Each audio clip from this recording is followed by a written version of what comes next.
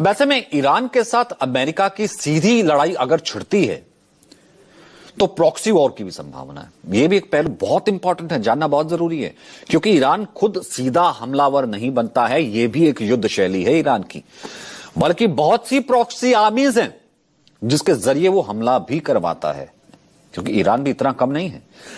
Yemen में red सी, वहां पर हूती विद्रोही हैं, पूरा समर्थन ईरान का, हथियार से लेकर तमाम चीजें। लेबनान में हिजबुल्लाह एक्टिव है। इजराइल जब हमला कर रहा था हमास वाला, तब हिजबुल्लाह देखा था कि क्या रोल आया था।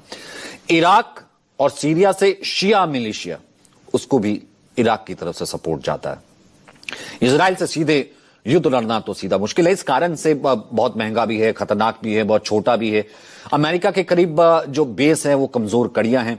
तो कुल मिलाकर के दुनिया को यह संदेश दे सकता है कि हम अब भी खिलाड़ी हैं और अमेरिका को टक्कर दे सकते हैं। अपनी प्रॉक्सीज जितनी आर्मीज हैं उनको उसी तरीके से वो स्ट्रांग रखता है। अब इससे पहले इजराइल और ईरान के बीच जंग को लेकर डोनाल्ड ट्रंप ने बड़ा दावा किया।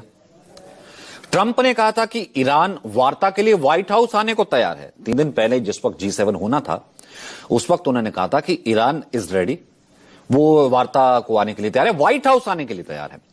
ट्रंप ने कहा था कि बात करने के लिए, अब ट्रंप ये कह रहे हैं कि बात करने के लिए बहुत देर हो गई है। 2 सप्ताह पहले उन्होंने मुझसे बातचीत के लिए क्यों नहीं ऑफर किया, क्यों नहीं रिक्वेस्ट किया? हालांकि उनके इस बयान को ईरान ने सिरे से खारिज कर दिया। कल जिस वक्त देश के नाम संबोधन हुआ था अयतुल्लाह खुमैनी का, ईरान की ओर से कहा गया है कि कभी भी इसके लिए व्हाइट हाउस का दरवाजा खटखटाया ही नहीं गया। सुनिए।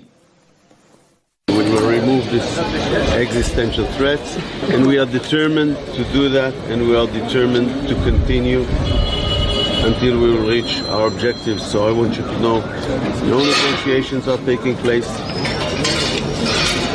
and the operation will continue until we will achieve our goals. तो यह तो हो गई ईरान में अमेरिका के प्रति गुस्से की बात। अब आपको